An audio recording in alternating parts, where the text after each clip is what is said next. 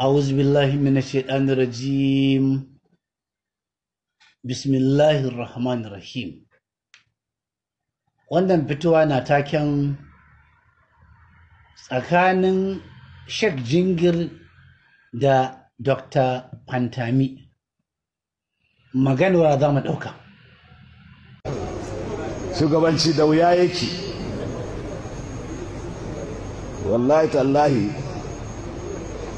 ministan abinan Fantami ka yi haƙuri, ni mai wa'azi ne kai ma mai wa'azi ne, sai da yadda ni da kai wani ya girmi wani.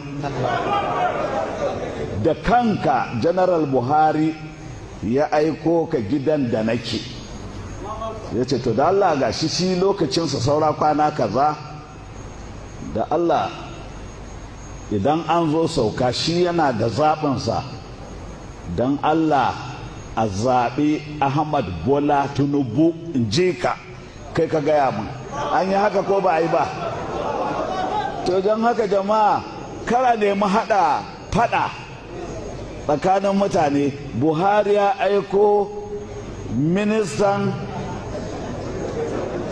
ya zo ya gaya min a gida, na faɗa a taro yana gun, don me an yi haka?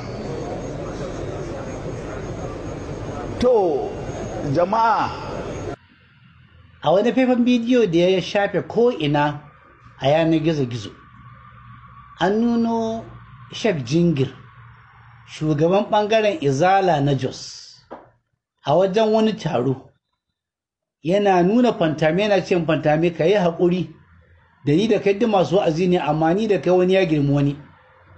Ya kamata in faɗa cewa kai da kanka ka zo gidana ka ce mani shugaban ƙasa Muhammadu Buhari ya aiko ka cewa ya gama dukkan shawarwari, ya yanke hukunci cewa abi a gaya ma malamai da mutane cewa zaɓinsa shine Ahmed Bola Tinubu a matsayin wanda zai gaje shi ta kujerar shugaban ƙasa.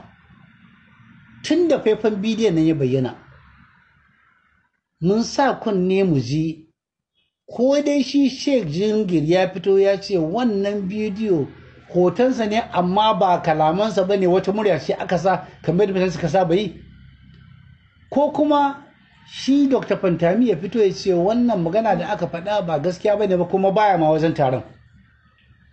Amma mun ji shiru.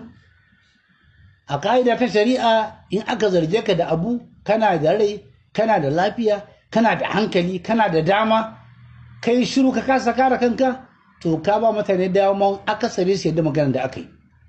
Muna nan muna jira ko a ƙaryata ko a gaskanta wa'annan maganganu ko kuma wannan faifan bidiyo, ta yadda tarihi zai zama cikakke cewa mun san wa'anda suka taka rawa wajen samu cikin wannan ƙangi na bala'i na gwamnatin Tinubu, wa'anda suka taka rawa wajen cusa mana shugabanni wa'anda ba mai da su ba, wajen lalata mana ƙasa. Da duk wanda ya bada gudunmuwa, mutane ke bada gudunmuwa ƙasa ta lalace, don mu san mutane da suka taka rawa wajen lalata mana ƙasa, karya mana tattalin arzikin ƙasa, jawo mana yunwa da fatara da tashin hankali na rayuwa.